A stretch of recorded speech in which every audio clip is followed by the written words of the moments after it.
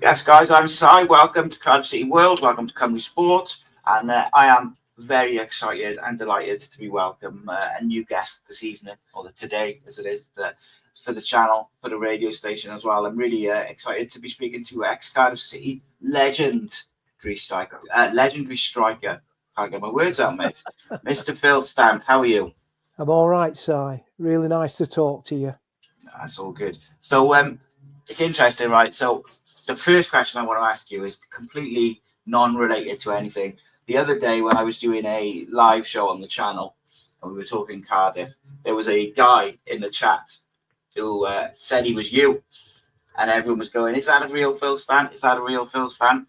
And I had actually arranged, or I'd sort of written and made a note to myself that I was going to send you a text the next day anyway to ask you to do this. So I thought I'd ask you that first of all. Were you in the live chat the other day? I was. There you go. Yeah, I just came across, when you're messing around on YouTube or whatever, and, I like to look at historical documentaries, ex-military and that kind of thing. And for some reason, your thing popped up. So I just joined it, and I thought it was nice listening to what people were saying at the time, obviously, because it is a long time ago since I played for Cardiff, but it were nice, and I didn't even know these things existed. So there you go. It was me. Yeah. So there you go. Mystery solved. So we did, we do Cardiff City content like 7 days a week. A lot of it's fan produced. It's all produced by me, but like a lot of it's, it's fan opinion, people talking about what they see. And obviously at the moment, it's quite painful because I think, everyone agrees that Cardiff are not where they should be. How difficult is it for the players, mate? In this, because there's a lot of pressure in it with relegations and promotions and things like that. Yeah. I mean, when you look back over the last 3 or 4 years, they've struggled a bit, haven't they? Let's be honest. They've been there or thereabouts the trapdoor in the Championship for the last couple of years. So it's no real surprise to see Cardiff where they are at the moment. And, it pains me to say that because it was the best club I ever played for, and, thinking back to the old, I'm not a new grounds person. Ninian Park for me is just legendary.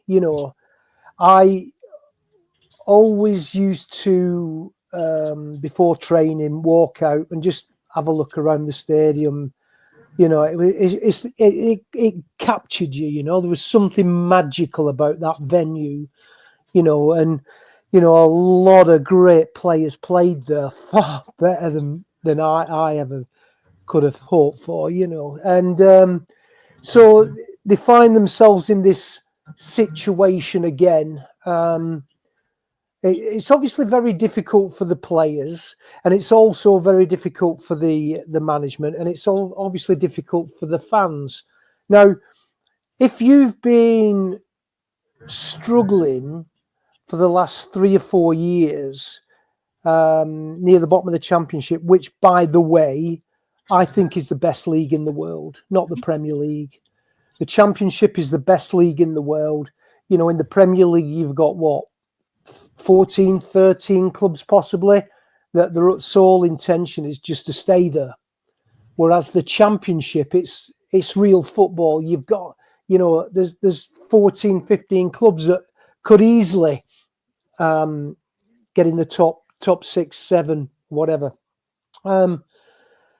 So it does tell a story, and there's obviously an underlying factor of why you continuously are down in the bottom 5, 6, 7. And the greatest indicator for me is when you look at league tables. In football you have a saying, don't you? League tables never lie. Well, they do lie until about October. And then you get a good idea of how your season's going to pan up. But the biggest indicator for me is looking at goal difference first. You have a look at the goal difference, and in the Championship at the moment, and there's no real outliers. There's 4 games to go. There's no real outliers on the goal difference. It's absolutely spot on. So that tells you the story, because it's not score. I'll give you a good example. I saw, obviously I don't see a lot of Cardiff.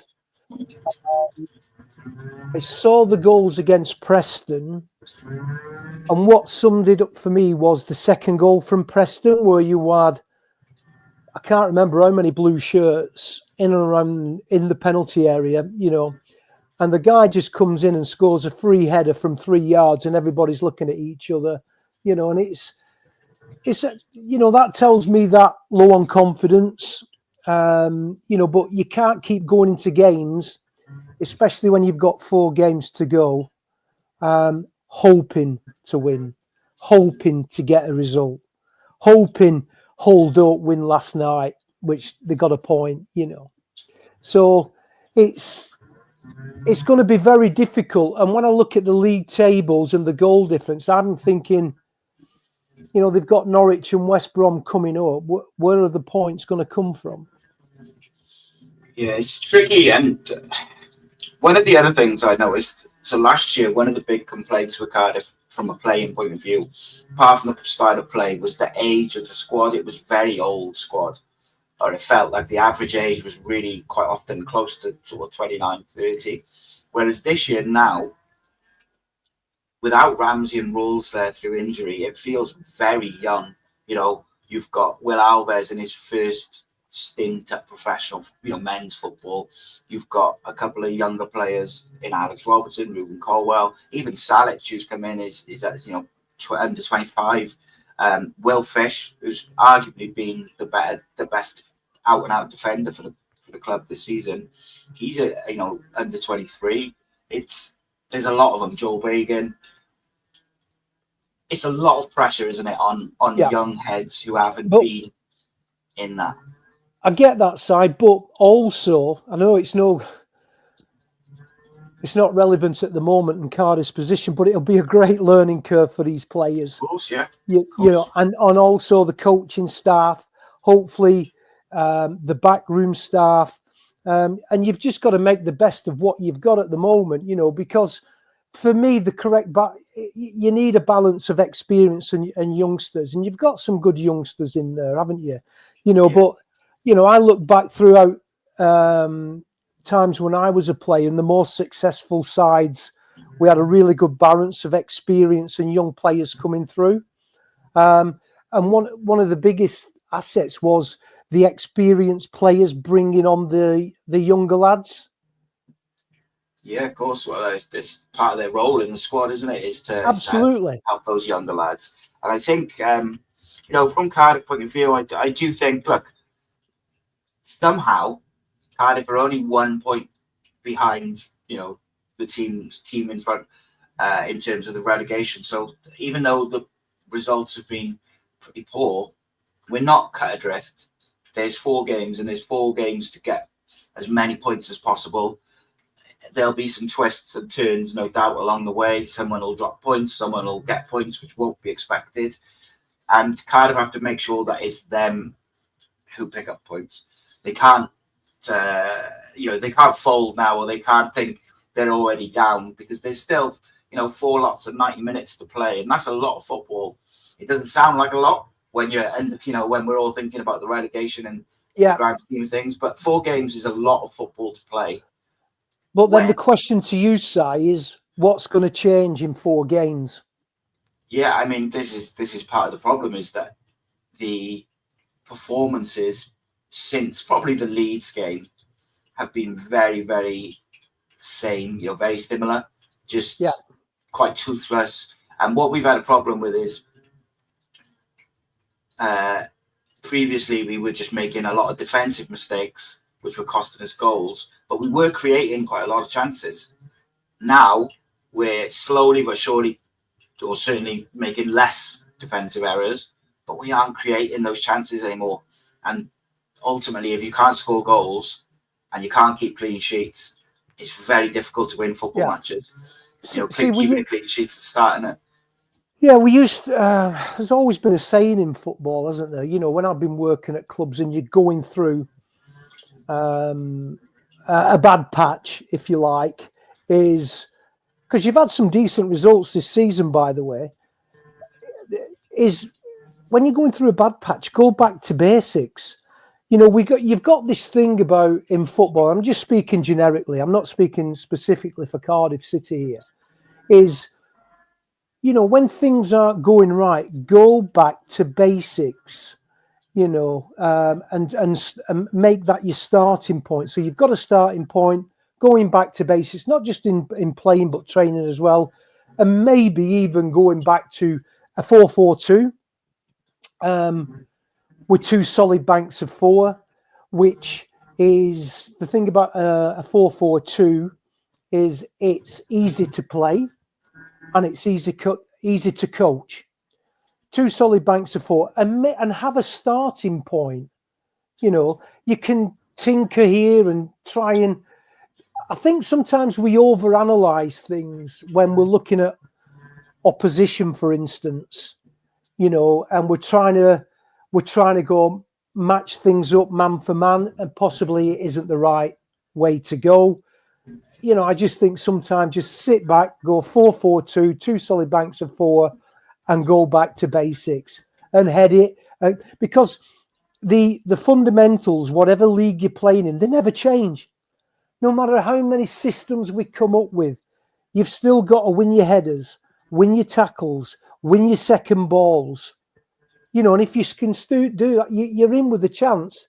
You know, and I'm not a big one for stats, but when you look at stats, they don't lie either, you know.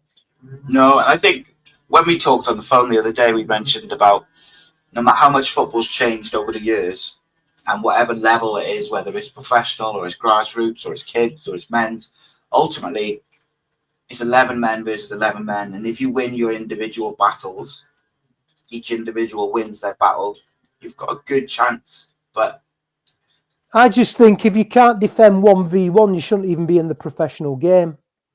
It's a strange thing when teams now, I see they get commended if they go 1-on-1 at the back and they push forward, and I'm like, but that's fundamentals of the game. Like, you should be able to go man for man with your opposite, you know, your winger or your striker or whatever it may be. But you know, the statistics and analysis have changed the game, obviously, in the way that we view it and people view it. But I want to talk about. Sorry, I was just going to say then. You know, it's if it does happen, and they do go down, which I think at the moment, looking at everything, could be a possibility. If they stay up, would that just be a sticking plaster? But if they go down, is that the chance then really to have a look at the structure of the club from top to bottom? To look at recruitment strategies, player movement, etc., wages. It gives you an opportunity to try and rebuild again. So it may not be the worst thing to happen if it's utilising the right, if the time's utilised in the right way. Yeah, and I think the problem is the way that the club and the decisions that have been made over the recent years have come. I don't have a great deal of confidence that will happen. I'm more worried that if we go down, obviously you have the financial impact of the money you lose, but I'm also concerned that all these young players that we have in both the first team and the sort of academy coming through will be sold off in a bit of a fire sale to then make up for the money lost. And that concerns me, because I agree with you that Cardiff have got quite a lot of players out of contract this year, and you know, whether they go up or they go down, I said all along that they should be looking to evolve that squad now, where they've got some very good youngsters. They need to get the right players in around them to then take them forward, and they also need to get the right people in off the field as well to make those decisions. Yeah, I mean, it's again, I'm speaking generically, not specific to Cardiff here, is that I would imagine, or what I would expect clubs to have plans in place, because you can't start making plans for a new season in July. So I would imagine that, or I've seen clubs that obviously they're planning for the next season in January and February. So there's two scenarios. We're either going to go up or we're going to go down. Obviously, you know, we might stay in the league, but they will obviously make plans to go up or go down. And hopefully clubs have got that in the bag by now, because you need succession planning, like we've already mentioned, about players and coaches, etc., and budgets. What we're going to do if we go up, what we're going to do if we go down. You know, and I was speaking to a chief executive about 3 or 4 months ago, and I won't tell you which club and I won't tell you which chief executive. However, what he said to me struck a chord, and he said, the hardest thing I have to do as a chief executive is to keep my chairman or owner interested. So when they're not doing so well, there seems to be a lack of interest. Now, I don't know if that's the same at Cardiff. I hope not. But, you know, it must be difficult for the chief execs all around the clubs, really, you know. Yeah, and I mean, there's a lot of frustration, I think, at Cardiff with the board and things like that. But I've made the point a few times, and I feel quite sorry for the board in some respects, because they don't really have any decision-making powers. Ultimately, it comes down to what the owner wants to do, and you know, they can advise as much as they want of what they should do, what this could be the plan, this could be the plan. If the owner says, no, I want to do it my way, and this is not just for Cardiff, this is for everybody. If the owner says he wants to do it this way, it's ultimately he's the one who's got the decision-making powers. I get that, Si. I get that. Phil, just to finish off, mate, I would like to talk a little bit about some more positive times and, you know, your time at Cardiff. You obviously have a career in the military as well as several other clubs. I was reading, did they make a documentary about sort of your part within the military and stuff like that? Did you take part in that? Yeah, I did a documentary for ITV quite a few years ago now. And I think that's one of the reasons I have the affiliation with South Wales is what happened on June the 8th, 1982 with the Welsh Guards. You know, being there when the attack came in on Sir Galahad in the Falklands War, which is really troubling, to put a finer point on it. You know, it was I think that was the basis of the documentary. It was at the time it was the 25th anniversary of the Falklands War, and it's the first time I'd gone back. Yeah, so they took me back. We did a documentary. What's it called? Falklands 25, a soldier's story. You know, and obviously the Welsh Guards took the brunt of an attack. I think we lost something like 30 to 40 guys that day, and it was it was an awful day. And so I've always had this affiliation, you know, and you know, when the attack came in that day, I was only a very young guy, and you know, the Welsh Guards were, you know, most of them were rugby players, you know, big, tough, strong lads, you know, and Simon Weston was there, of course. You know, when you see these big, tough lads, some of them crying for the mum, it's something that you never forget, you know. You know, and when we talk about heroes in football, you know, it's people like Simon Weston that are my heroes. You know, so yeah. I've had this affiliation with ever since the June the 8th, 1982. Of course.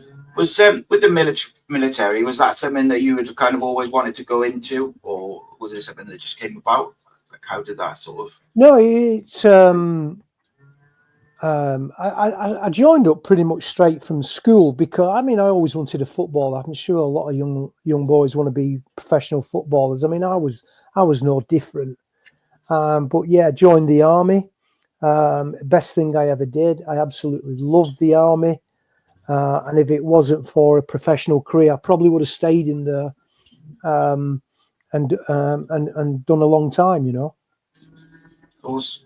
So you obviously you played for a couple of different clubs. So you came through a Camberley Town and then went on to Reading, Hereford, and eventually by the early 1990s, 1993, you made your way to South Wales to play football. How did that come about? And sort of tell us a little bit about your time down here. Well, don't forget these were the days before money in the game and before Sky TV and that kind of thing. What happened with a lot of clubs normally were if you were a goal scorer, they saw you as an asset that could be sold on. So a lot of my moves happened around the Christmas time, when clubs are thinking, right, these were before all the new rules and regulations came in about paying wages through the summer and that kind of thing, and making sure you've got enough money in the bank to do that. So when clubs were having a decent season, or, they're not going to go up, don't look like we're going to go down, we've got to pay the wages, let's sell the assets. And that's what they did in those days. And I came to, I think Mansfield Town paid 50 grand to Fulham for me. And then we'd got promoted.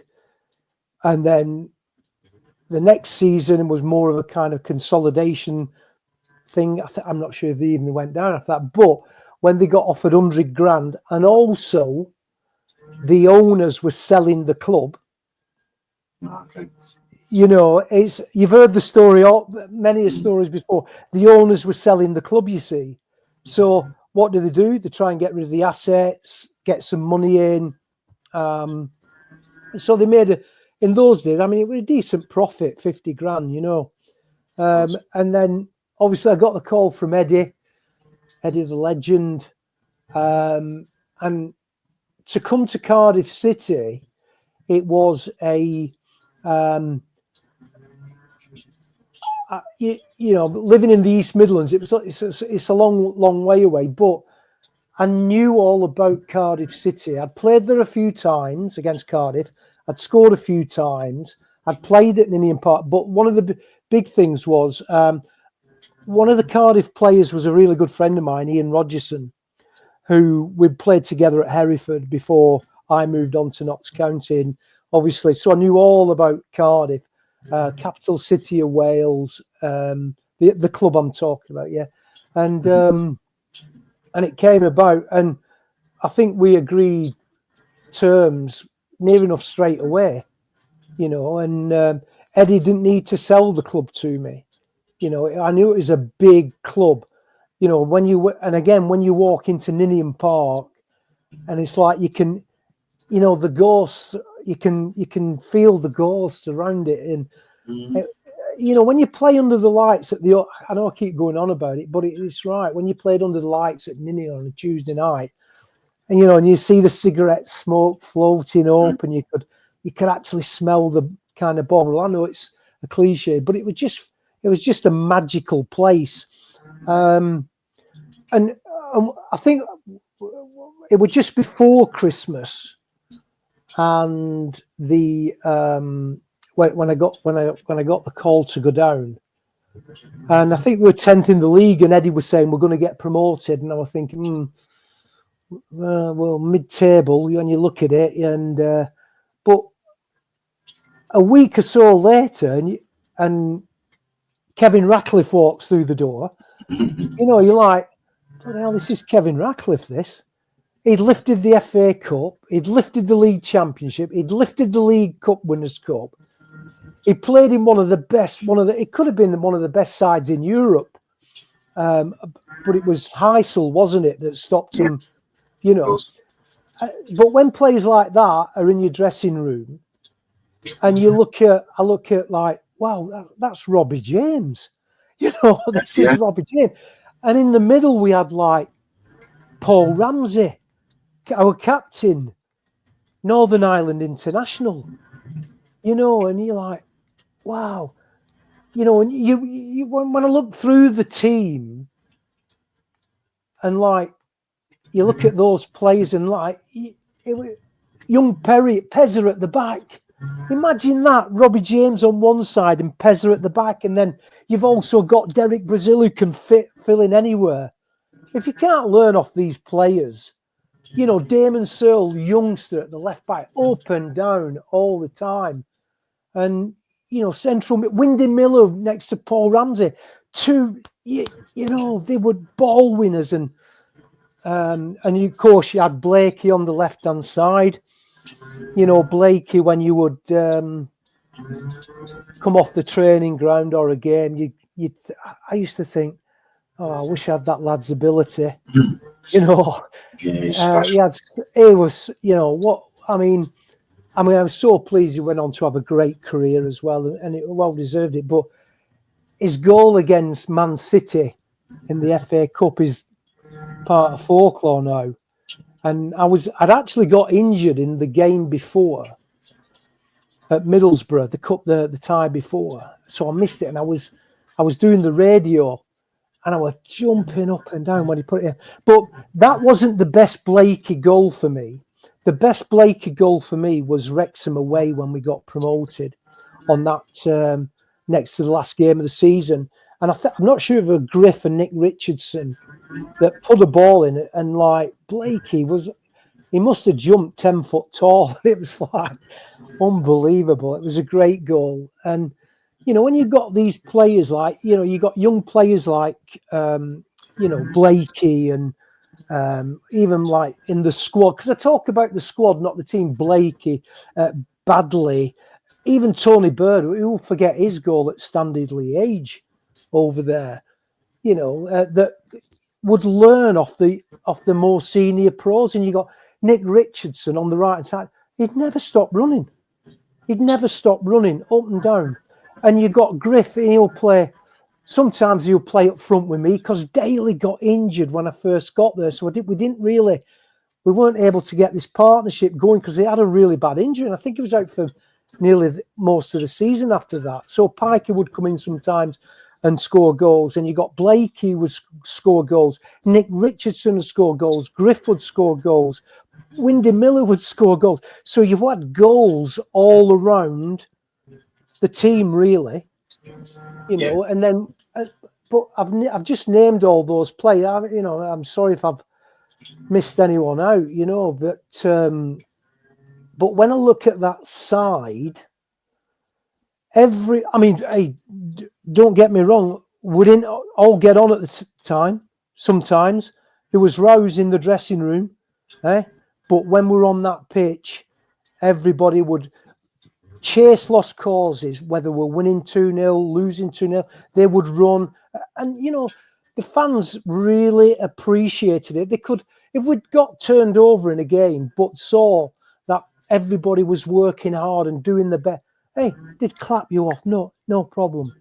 You know, and it's, sorry if I'm waffling on it. No, Phil, I love it, mate. I do, because that's it were just magical times. And Eddie was great. Eddie was Eddie. He was just, you know, when I look at his training and that, at times he just put on a five-a-side, because you had this whole squad that was solid, that were full of winners, that could sort things out between themselves in the dressing room. Hey, we knocked heads now and again, and it worked.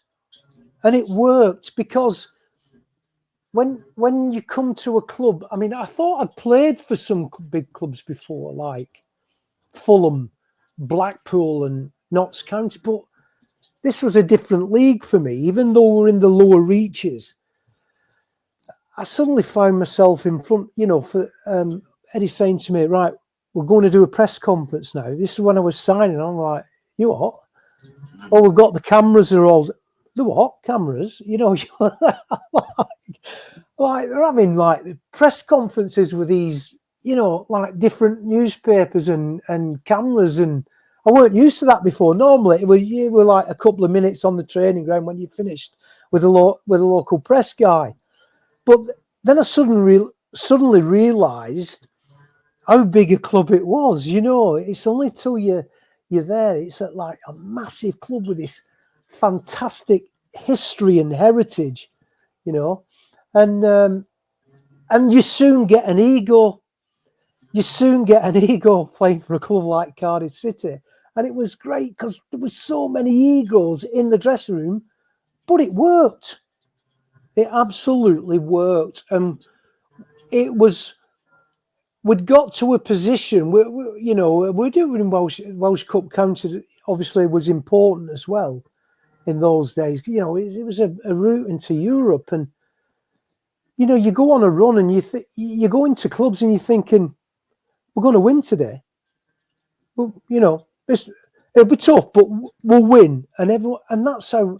And we just went up and up and up and on a run. It was just an unbelievable. And I think even Kevin Ratcliffe scored once. You know, but you know, I think to be successful is, you know, when you look at that squad, it could be an example, but you've got loads of winners in there, loads of goals around.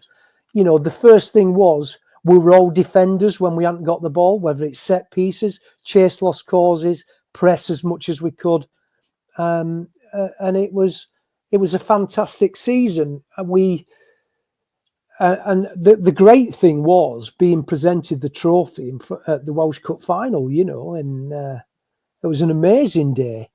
And then, you know, as all things do, it came to an end abruptly because it was like Rick pulled the plug, and it just started, and people couldn't understand why. Blakey had to go. He'd outgrown the lower reaches. He was too good. He was too good for us. So he had to go. I get that.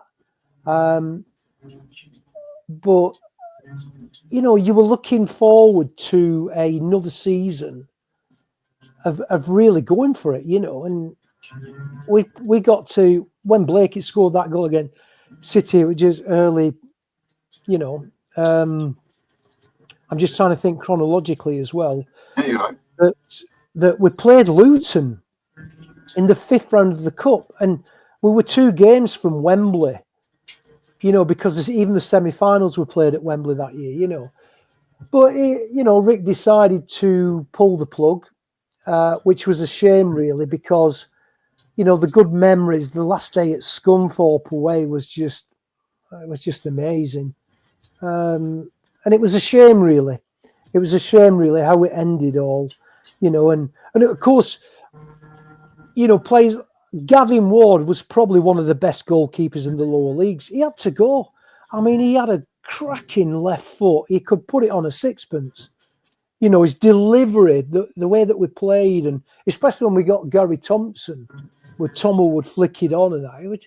But, you know, Gavin he could just put it on a sixpence. Great. You know, I just, you know, it were just great times. It were just great times, but really sad how it ended. And it happens a lot in football, unfortunately. Yeah, special times, mate. Really special times. I want to just finish on one question, really. You obviously just mentioned some sensational talents, but you also kind of mentioned the mentality and the personalities of a few of them as well. And I think when I was listening to that, I was thinking, God, you know, this Cardiff squad now has a lot of very good individuals. So what was it that made that group of talent, you know, 15, say, great individual talents? Oh, I'll tell you what, the biggest thing, or how did they bring it all together to make a good team? Eddie May. Eddie May was the glue, you know, the recruitment strategy. I mean, nowadays, managers or head coaches, they've got so many background staff, but Eddie was on his own really. So because I'm a big, especially in the modern game, I'm a big favour of having recruitment committees within the club. And so everybody can have a say from all the way down to development coaches, etc., under 21s, first team coach, chief executive, head of recruitment, etc.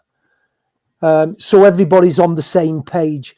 But how difficult for Eddie was getting everybody together, and it must have, it just didn't happen overnight for that season. It started building the year before and the year before that. But but when you look at the players that all came in, and you look at that squad and you think, oh, I wish we could do with some of those players now. Yeah, so Eddie was the glue, and the players loved Eddie. They absolutely loved him. They would have, died for him that year. And obviously, with things changing with Rick, right, the year later, things started going a little bit sour because Eddie's got bills to pay as well. He's got to keep his job, and he's done great, and this, that, and the other. But you'd got to a position, I think, where Rick was pulling the strings then because he was trying to sell the club. But Eddie was to get all these players in, and even throw the young lads in as well. I mean, you look at Pezza, and what a great career. He went on to be an international as well. He'd kick your own granny. He would kick his own granny. I remember the first time I played against Pezza was actually at Ninian Park for Hereford United reserves. And he kicked me all over the place. And I thought, who's this scrawny kid? But, and it was just amazing. And Derek was Derek was different. He was cultured, wasn't he? He'd come from Man United. But he was a winner, and he put his foot in. And his delivery from crosses when he used to get down was just great. And you think, there's no head of recruitment then, so Eddie brought all the players in, and he was the glue for me, and I think, when you look at someone like Blakey and Gavin and players like that, is a lot of that moved on and had great careers. I'm sure they would put it down to Eddie as well. He helped their development. Like Rats would help Pez's development, and Robbie James behind Nick Richardson or Cohen, and etc. And Paul Ramsey kicking backsides all over the park because someone gave a ball away from 5 yards. They were all part of the development. Yeah, and it's as well. It's a great mix of talent, mentality, fight, leaders, and obviously you need someone to bring all those personalities and all those traits together.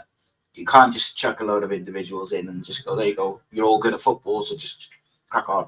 It doesn't work like that, unfortunately. But look, it's special times, Phil, and I could sit here for another hour and just listen to you regale stories from those times. No, not at all. It's the kind of the early 90s is when I really started to get into going to Cardiff and with my dad and stuff like that.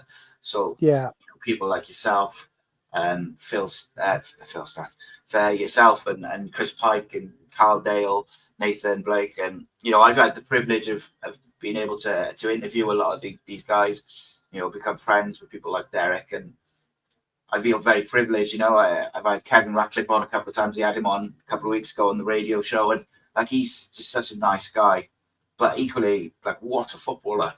And it still boggles my mind really in some ways that he ever came to Cardiff, even though he wasn't there long. Well, imagine how we felt when he walked through the door that first morning. Because I don't think people understand where he was in terms of his worldwide football career. Everton were, the top team in the country. He was one of the top defenders, and Yeah, it was. I mean, what the thing is, what did happen was, when Kev came to, and I got on really well with Kev. Even when we both went into management. But when Kev came in, he wasn't in the Welsh squad, but he got back into it because of for playing for Cardiff City. Because I remember watching him against Belgium at the Arms Park, and Kev were brilliant. Yeah, he's one player. So many talented footballers in that group, mate, including yourself. Don't forget. I'm very wary of your time, mate. So I do appreciate you joining me. Hopefully, you'll tune in to some more shows so we can keep talking Cardiff as well. See you in the live chat there. Have a watch and join the conversation. But I'm sure we'll catch up again soon, mate. And we'll hopefully the next time we do an interview, Cardiff will be sorted off the pitch and not in the relegation zone, and things will be a bit smoother. But Phil, Stan, thank you so much for your time. I really appreciate it. Thank you. Thank you very much.